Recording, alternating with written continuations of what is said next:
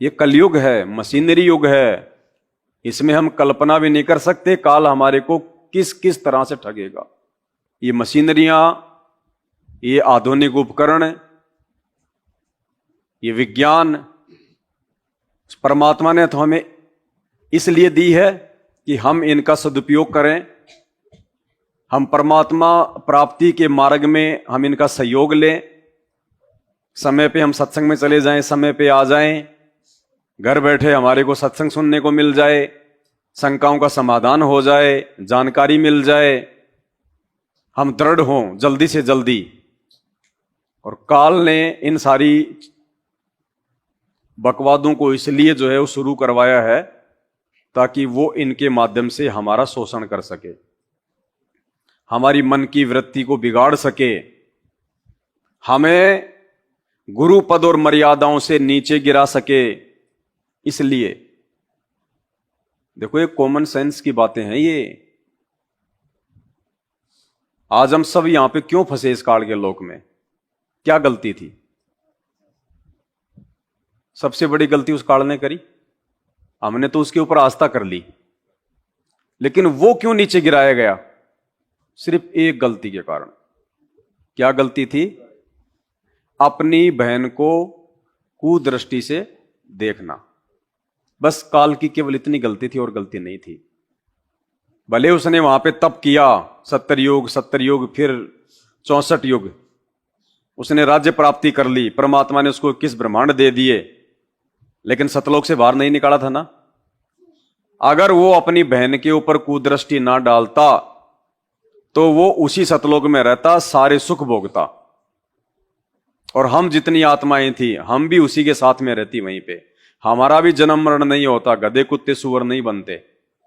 लेकिन उसकी एक गलती, अपनी बहन के ऊपर कुदृष्टि डाल दी उसने, दुर्गा के ऊपर। अब ये काल क्या करेगा? जो गलती की सजा वो भोग रहा है, वो ही गलती आज हम सबसे करवाएगा। और हम कर भी रहे हैं। ऐसा नहीं है कि सामने से कोई लड़की आ रही है तो उसको देखेंगे, मन में कोई गलत विचार पैदा करेंगे या छेड़छाड़ करेंगे तो ही हम नीचे गिरेंगे। परमात्मा कहते हैं ये भक्ति है मन, कर्म और वचन की। चाहे शरीर से किसी का भला बुरा कर दो, चाहे मन में सोच के किसी का भला बुरा कर दो, या चाहे वचन से बोल के किसी का भला बुरा कर दो, दोष बराबर। मन कर्म वचन की भक्ति है। तो काल अब क्या करेगा हमसे? वो ही गलती करवाएगा जो गलती की सजा वो भोग रहा है। और उसके लिए उसने ये मोबाइल, ना चाहते हुए भी आपको अपनी सोच को जो है गंदा करना पड़ेगा। आप ना चाहोगे तो भी आप अपने मतलब की चीज देखोगे, लेकिन बीच में पता नहीं कहां से वो ऐसा ऐड भेज देगा, बिल्कुल नंगी फोटोएं, अर्धनगन, मुझसे दोस्ती कर लो, मुझसे ये कर लो, मेरे से बात करो, ये मेरा नंबर है, ऐड आ जाएंगे। और बाकी दुनिया भर की जो बकवादे हैं वो तो लोगों ने उसमें डाल ही रखी हैं। तो ये जरूरी नहीं है कि हम किसी बहन को, मां को या बेटी को या किसी औरत को, स्त्री को प्रत्यक्ष रूप में छेड़ें या हम उसके ऊपर कोई गंदी नजर करें तो ही हम गुरु पद और मर्यादाओं से नीचे गिरेंगे। नहीं, ये मन कर्म वचन की भक्ति है। मोबाइल में देख के भी अगर आपका मन गंदा हो गया तो नीचे गिर जाओगे। इसलिए परमात्मा कहते हैं कामी क्रोधी लालची इनसे भक्ति ना होए, और भक्ति करे कोई सूरमा जात वर्ण कुल। लेकिन इन बातों का उस परमात्मा को भी पता है कि ऐसा तो है ही नहीं कि मेरे से नाम दीक्षा ले ले, नाम दीक्षा लेते वो साधु बन गया, संत बन गया, महात्मा बन गया। जन्म जन्मांतरों का मैल उसकी आत्मा पे काल ने चढ़ा रखा है। जुगन जुगन के पाप सब, जुगन जुगन के मैल, और जानत हो जगदीश तुम जोर किए बद। ये परमात्मा आप जान सकते हो कि हमने कितने जन्मों में कितने भयंकर कुकर्म किए। आज तो चलो हम संत बन गए, साधु बन गए, भगत बन गए, कई कई जन्म तो हमने ऐसे भी भोगे हैं, हमारा तो पूरा जीवन ही भोग विलास में निकल गया। हम राजा थे, बड़े अच्छे राजा भी रहे होंगे, और बड़े निकम्मे राजा भी रहे होंगे। जैसे राजा का पाला तैमूरलंग से पड़ा था, गांव की लड़कियों को उठवा के उनसे भोग विलास किया करता था। अंग्रेज आए हमारे देश में, उन्होंने क्या किया हमारी माता बहनों के साथ में। तो ऐसे भी जीवन हमने अनंत भोगे हैं। परमात्मा कहते हैं ना, कोटि जन्म तू राजा कीन्या और मिटी न मन की आशा। कोटि जन्म, करोड़ों जन्म तो हमने राजाओं के भोग लिए। अब राजा तो बकवाद ही करेगा बिना ज्ञान के, कि जिसको ज्ञान हो गया वो तो राजा बनेगा ही नहीं। अब्राहिम सुल्तान को ज्ञान हुआ तो राजपद छोड़ दिया। नरसिंह जी को ज्ञान हुआ तो 56 करोड़ की संपत्ति को ठोकर मार दी। जिसको ज्ञान हो जाएगा वो तो इस राजपाट के इस गंदे काम में पड़ेगा ही नहीं, क्योंकि यहां तो सारे के सारे कर्म फोड़ने वाले और कर्म बिगाड़ने वाले ही कर्म है। आप ना चाहोगे तो भी आपके सिर पे पाप रखे जाएंगे, क्योंकि आप उस पूरे देश के राजा हो, पूरे देश की आप पे जिम्मेदारी हो गई। आप उस प्रजा के जो है वो पिता हो गए, पालक हो गए सांसारिक तौर पे। अब उस जनता में, उस प्रजा में, उस देश में यदि कोई कुकर्म कर रहा है तो भी राजा के ऊपर दोष रखा जाएगा, और अगर कोई अच्छे कर्म कर रहा है तो भी राजा को जो है उसका प्रतिफल मिलेगा। और राजा को हम लोग जो है चुन के भेजते हैं। हमारे वोट से राजा चुना जाता है, तो हमारे वोट से राजा चुने जाने के बाद कोई मंत्री जो है वो चुने जाने के बाद वो मंत्री यदि जो अच्छे काम करेगा तो उसी अनुपात में हमारे को लाभ मिलेगा, पुण्य हमारे हिस्से में आएगा। और वो मंत्री जितने कुकर्म करेगा उसी अनुपात में हमारे हिस्से में उसका जो है वो पाप भी आएगा, क्योंकि हमने उसको राजा बनाया है। इसलिए परमात्मा कहते हैं कि मेरे भक्तों को राजनीति से दूर रहना चाहिए, हमने राजा भी नहीं चुनना चाहिए। इसलिए परमात्मा ने हमारे बचाव के लिए देखो एक नोटों का बटन बनवा दिया। अगर आपको किसी भी राजा को नहीं चुनना है तो आप मतलब कि कौन सा बटन दबाओ, नोटो कौन सा आता हो बताओ। ये पहले नहीं था, ये अभी शुरू हुए हैं 5-7 साल में। संत रामपाल जी ने आप और हमारे को उस कुकर्म से बचाने के लिए, और काल ने क्या किया, सतलोक आश्रम मैनेजमेंट हरियाणा के द्वारा, यानी संत रामपाल जी के परिवार के द्वारा और संत रामपाल जी के ही आदेशों की आड़ में भगत समाज से राजनीतियां करवाई जा रही हैं। कभी बीजेपी को वोट डलवाए जाते हैं वो पीले पर्चे निकाल के, कभी कांग्रेस को वोट डलवाए जाते हैं। तो ऐसे काल हमें ठगेगा, अपनों के माध्यम से ठगेगा, लेकिन फिर भी उस जो है दयालु परमात्मा ने हमारे ऊपर इतनी बड़ी मेहर कर दी, रहम कर दिया कि जिन चीजों को हम नहीं समझ पा रहे थे, जिन संकेतों को हम लोग नहीं पकड़ पा रहे थे, परमात्मा ने हमारे को साध संगति से जोड़ दिया कि जो कमियां हैं उन कमियों को हम समय रहते ठीक कर लें, धीरे धीरे धीरे धीरे। तो भाई और बहनों, अब बिल्कुल लास्ट का समय चल रहा है, ये अंत का समय है। इस समय यदि किसी ने इतना सब कुछ समझने के बाद भी बकवाद की तो फिर परमात्मा उस आने वाले समय में उस भगत की किसी भी प्रकार से कोई रक्षा नहीं करेगा अपनी तरफ से। भले उसकी भक्ति से उसकी रक्षा हो जाए, जो उसने मर्यादा में रह के जहां तक उसने भक्ति कर रखी है, उसकी बैटरी चार्ज है, वो भक्ति से ही अगर वो बच जाए तो बच जाए, उसकी रक्षा हो जाए तो हो जाए। अन्यथा संत रामपाल जी अपनी तरफ से उसकी किसी प्रकार की कोई रक्षा नहीं करेंगे, वरना उनका विधान टूट जाएगा। फिर तो उन्होंने कसाई को भी माफ करना पड़ेगा, अधर्मी को भी माफ करना पड़ेगा, फिर तो सबको माफ करना पड़ेगा। तो अब हमने भगत बनना पड़ेगा। अब भगत की क्या पहचान है, भगत के क्या लक्षण है? भगत वो ही नहीं होता जो भक्ति कर रहा है, पुजारी वो ही नहीं होता जो पूजा कर रहा है, धार्मिक व्यक्ति केवल उसी को नहीं कह सकते जो व्यक्ति मतलब धर्म कर रहा है। एक कसाई भी धर्म करता है, कसाई भी अपना छुरा उठाने से पहले अपनी पूजा पाठ करता है, तो क्या वो पुजारी हो गया? दिन में 100 बकरे मार के अगर वो दरगाह में जाके या कहीं मंदिर में जाके 100 रुपये अगर चढ़ा के आ रहा है तो क्या वो धार्मिक हो गया? भक्ति तो वो भी कर रहा है, चाहे वो किसी की भी करो, तो क्या वो भगत हो गया? तो खाली ये जो ऊपरा जो ये दिखावा है, दान धर्म पूजा पाठ अगरबत्ती धूप बत्ती राम राम सत साहेब वाहे गुरु बोलना और पीठ पीछे सारे उल्टे कर्म करना, रक्षा सूत्र बांध लेना, गले में अपने भगवानों की या अपने गुरुओं की फोटो डाल लेना, मात्र इतने से ही हम किसी को भगत नहीं कह सकते। भगत हमने अंदर से बनना पड़ेगा। अपने भगवान की शिक्षाओं को अपनी अंतरात्मा से अपने अंतःकरण में धारण करना पड़ेगा। अपने सतगुरु के वचन से एक पॉइंट भी बाहर नहीं निकलना। अब ये वो समय आ गया, गुरुदेव क्या कहते हैं, खिलाड़ी चाहे कितना ही अच्छा क्यों ना हो, एक नंबर का खिलाड़ी है, अगर इतना सा भी फाउल हो गया ना, इतना सा भी, वो बाहर बैठा दिया जाएगा। और बाहर बैठा बैठा चाहे कितना ही चाहे जोश दिखाए, वो कोई मतलब नहीं रहेगा उसकी जवानी का।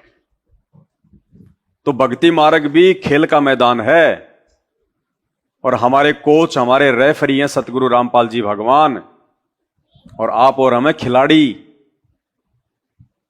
और जो नियम बता दिए खेल के, फाउल होने से बचने के, वो है हमारे नियम मर्यादा। उसके बाद फिर संत रामपाल जी कुछ नहीं करेंगे फिर। तो अब समय बिल्कुल अंत का चल रहा है। ये सिर्फ 4 साल, 23 निकल चुकी है आदि, 24, 25, 26, 27, 28, मतलब आगे आगे तो भयंकर। अब जो कुछ घटनाएं हो रही है ना, वो रुकेंगे नहीं, तेजी से बढ़ेंगे। तो हम कैसे उस समय अपने आप को संभाल पाएंगे? क्योंकि मर्यादा में नहीं रहेंगे तो अंदर से हिम्मत नहीं मिलेगी हमें। आज आप कोई मर्यादा तोड़ देते हो, 10-15 दिन आपका भक्ति में मन नहीं लगता, मन फीका फीका रह जाता है कि जैसे कोई छूट गया हो कुछ। फिर जाके मालिक से माफी मांगते हैं, क्षमा याचना करते हैं, रोते हैं, तब जाके वो घाव भरता है।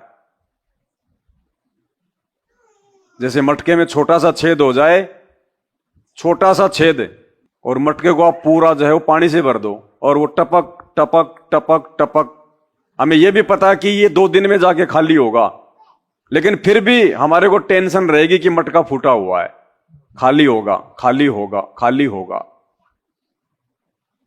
तो मर्यादाओं को तोड़ना मतलब भक्ति मार्ग में छेद करना।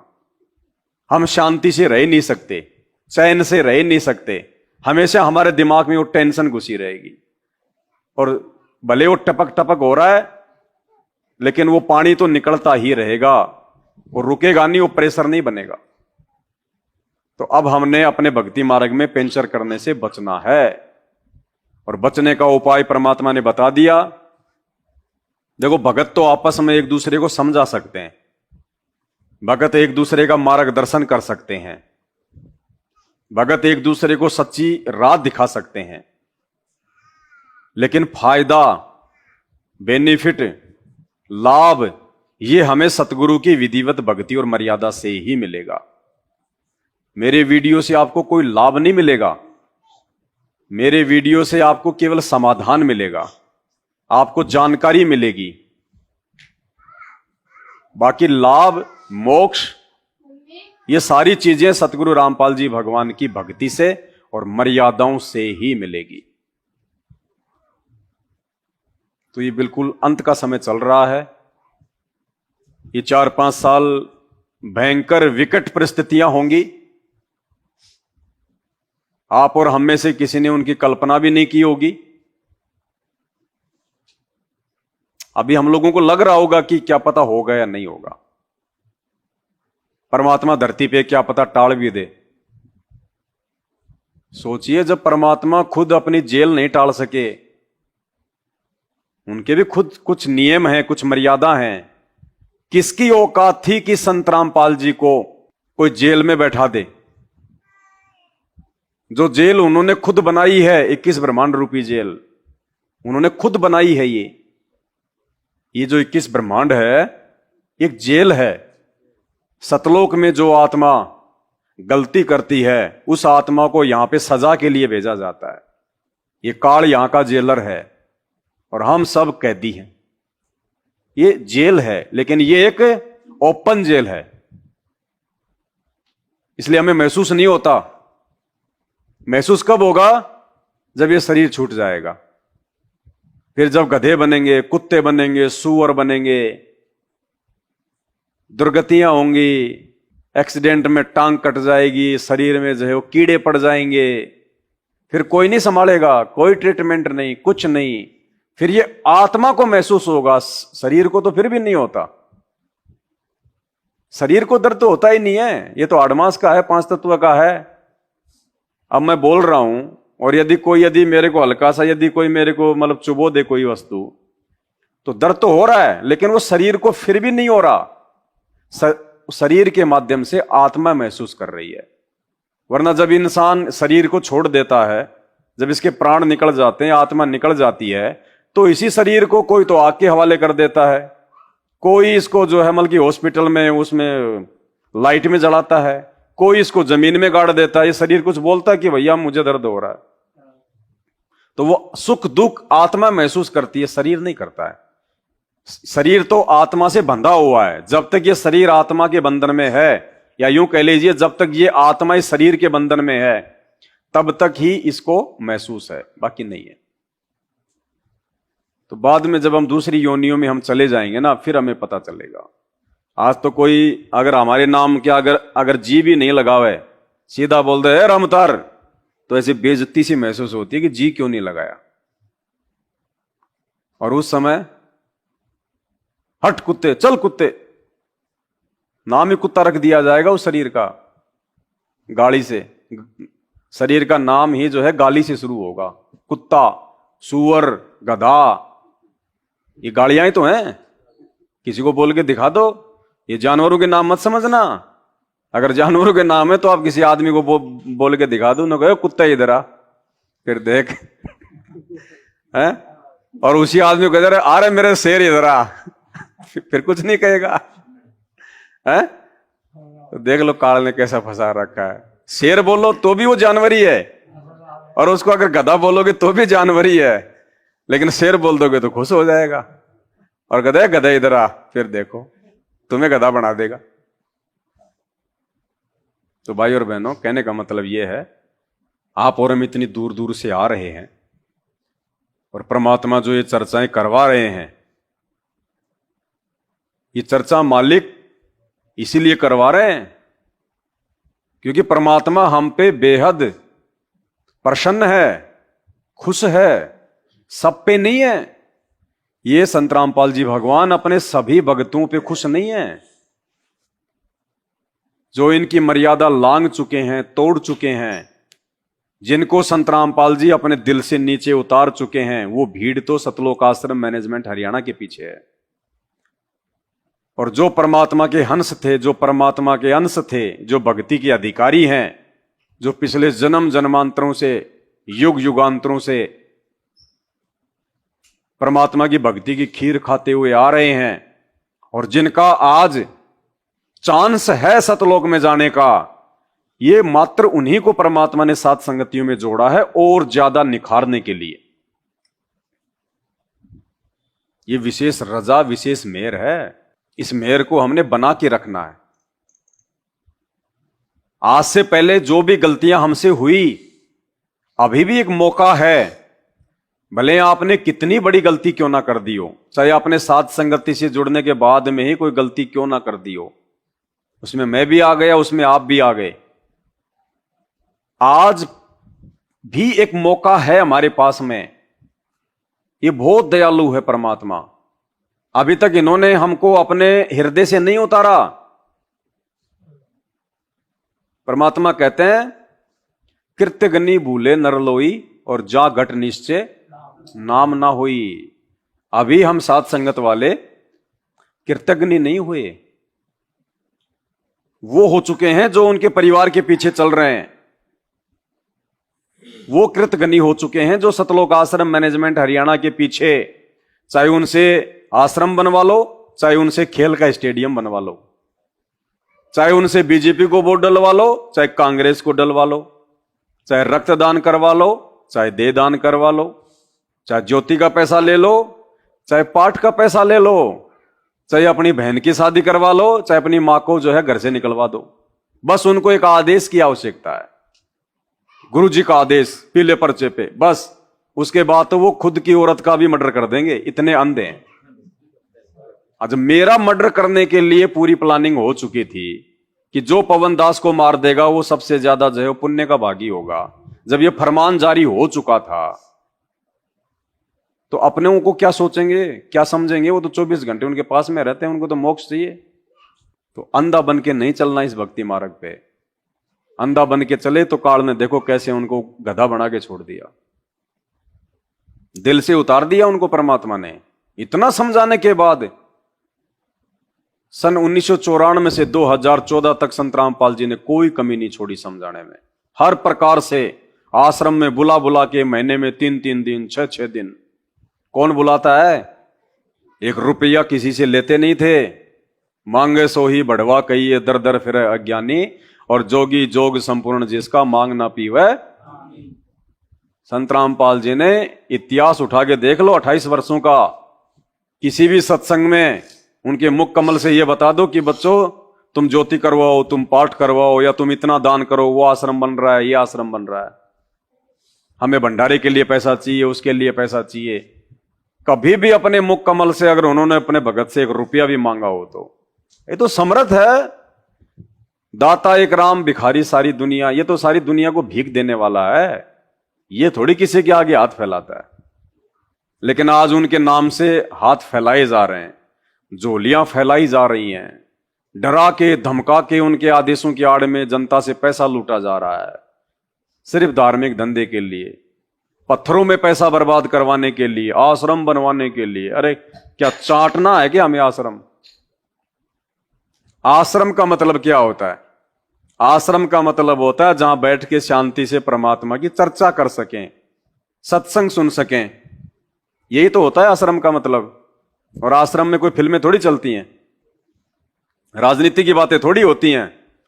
आश्रम का मतलब जहां पे भक्ति और भगवान से संबंधित सारे काम हो, जहां बैठ के मालिक की महिमा कर सकें, परमात्मा की ज्ञान चर्चा कर सकें, उसको आश्रम कहते हैं। तो यहां हम लोग क्या कर रहे हैं? ये आश्रम है हमारे लिए। यहां बैठ के हमारे भगवान को हम भोग भी लगाएंगे, यहां हम आरती भी करेंगे, यहां हम भंडारा भी करेंगे, और फिर हमारा एक ही मकसद है, 2-4 घंटे सोए तो सोए, नहीं तो परमात्मा की चर्चा, परमात्मा की महिमा, मालिक के शब्द, शंकाओं का समाधान। तो रियल आश्रम तो ये है। और जब हम यहां से हम चले जाएंगे तो जो इस परिवार में रह रहे हैं वो रोज परमात्मा की आरती, रोज परमात्मा को भोग, रोज परमात्मा का इस घर में जो है वो सत्संग। तो ये आश्रम ही तो है। और क्या है ये? क्या कहा परमात्मा ने हमें कि भगत का जो घर होता है वो मिनी आश्रम होता है, मिनी आश्रम। और उन आश्रमों में वही लोग संत रामपाल जी से नाम लेने के बाद में दर दर की ठोकरें खाते हुए भटक रहे हैं, जिन लोगों ने अपने घर को आश्रम नहीं समझा। उन्हें लगता है हम तो अपने घर पे दीवारों के सामने दंडोत करते हैं, गुरुजी तो है ही नहीं, गुरुजी तो जेल में बैठे हैं, हम तो खाली दीवारों के सामने दीपक जला रहे हैं, दीवारों के सामने खड़े होकर 3 समय की आरती कर रहे हैं। संत रामपाल जी तो है ही नहीं हमारे घर पे। इसलिए वो संत रामपाल जी को ढूंढने के लिए दर दर की ठोकरें।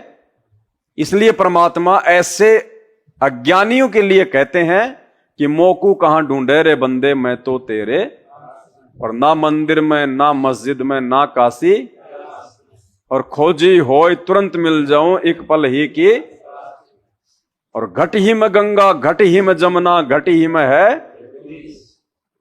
तो जिसने अपने घर को आश्रम नहीं समझा और जिसने अपने गुरुदेव भगवान को शब्द रूप में अपने पास में नहीं समझा, वो व्यक्ति चाहे अपने गुरुजी की किसी आश्रम में या जेल में गोद में जाके बैठ जाना भाई, उसको परमात्मा की प्राप्ति नहीं है। ये सूक्ष्म भक्ति है, विश्वास की भक्ति है, ये शब्द स्वरूपी राम है। ये आप और हमारी तरह 5 तत्व में नहीं है, हाड़ मांस में नहीं है। दिखाई आप और हमारे जैसा ही देगा, इंसान रूप में, संत रूप में। लेकिन रोज हमें क्या पाठ पढ़ाता है परमात्मा? रोज ये भक्ति बोध पुस्तक सबके पास है, वाणी संख्या 23। गरीब ऐसा सतगुरु हम मिल्या, तेज पुंज के अंग, और झिलमिल नूर जहूर है, नर रूप श्वेत रंग। गरीब ऐसा सतगुरु हम मिल्या, तेज पुंज के। हम किसके सामने खड़े होके ये पुस्तक लेके आरती करते हैं? संत रामपाल जी भगवान के, अपने गुरुदेव के।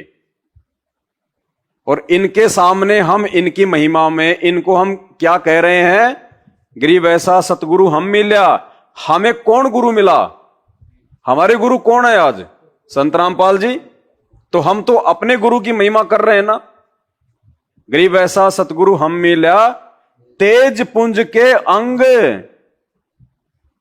आंख नाक कान पूरी बॉडी तेज पुंज की है हमारे गुरुदेव भगवान की। तेज पुंज का मतलब 5 तत्व से रहित नूरी तत्व, एक तत्व जिसमें हाड़ चाम ना हो। शुक्रम अकायम असनावीरम, जिसका शरीर, जिसका नाड़ी तंत्र माता पिता के सहयोग से ना बना हो, शुक्र से ना बना हो, उसको क्या कहते हैं? असनावीरम शुक्रम अकायम। और वाणी क्या कहती है परमात्मा की?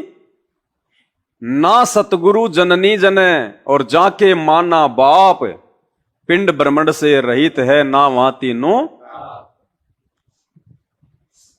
हम संत रामपाल जी को अपना सतगुरु कहते कि नहीं कहते? उनकी फोटो के ऊपर उनके नाम से पहले हम सतगुरु लिखते कि नहीं लिखते? उनके नाम से पहले हम जयकारा लगाते हैं, बंदी छोड़ सतगुरु रामपाल जी भगवान की। तो सतगुरु कह रहे हैं ना। आश्रम में भी कहा करते थे जब गुरुजी मौजूद थे सत्संग के बीच बीच में। और गुरुजी भी कहते हैं कि भाई इस पूरी 21 ब्रह्मांड में इस दास के अलावा दूसरा कोई सतगुरु। तो सतगुरु की फिर क्या परिभाषा है? सतगुरु कौन होता है? सतगुरु कैसा होता है? कि ना सतगुरु जननी जने, जो सतगुरु होगा वो मां के गर्भ से जन्म लेके, और जो मां के गर्भ से जन्म लेके नहीं आएगा तो वो 5 तत्व का भी। तो या तो भाई वो वाणी फैल, या फिर संत रामपाल जी फैल।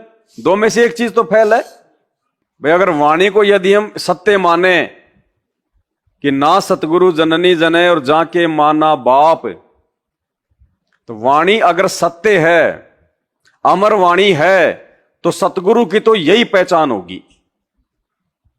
दूसरी तरफ सामने स्वयं सतगुरु, और हम उनके रहते सहते उनके सामने कहा करते थे कि सतगुरु रामपाल जी भगवान की। लेकिन इन्होंने कभी भी ये पलट के नहीं कहा अगर ये सतगुरु ना होते, ये बंदी छोड़ ना होते, अगर ये 5 तत्व की बॉडी से बाहर नहीं होते, तो इन्होंने कभी भी ये बात नहीं कही कि भाई तुम मुझे सतगुरु क्यों कह रहे हो। ये तो गरीबदास जी ने, जब वो कबीर जी आके उनको मिले थे छुडानी में, ये तो गरीबदास जी अपने गुरु जी के लिए कह रहे हैं, अपने सतगुरु के लिए कह रहे हैं। नालायको, मैं थोड़ा ना कोई सतगुरु हूं। कभी कहा गुरु जी ने ये बात है? वो तो उल्टा ये कहते थे कि 21 ब्रह्मांड में इस दास के अलावा कोई सतगुरु नहीं, कोई सच्चा ज्ञान देने वाला। तो समझदार के लिए तो इससे बड़ा कोई दूसरा प्रमाण नहीं हो सकता। और इनको हृदय में सतगुरु जमाए बिना, जचाए बिना हमारी भक्ति आगे बढ़ नहीं सकती, चल ही नहीं सकती। हम चाहे कितनी घंटियां बजा लें, कितने शंख बजा लें, कितनी भक्ति कर लें, कितने 5 यज्ञ कर लें, कितना जयकारा लगा लें, 1% भी हमारी भक्ति आगे नहीं खिसक सकती। ये रूल है, ये नियम है भक्ति का कि अपने गुरु को भगवान माने बिना भक्ति शुरू ही नहीं हो सकती। ये नियम बताया परमात्मा ने।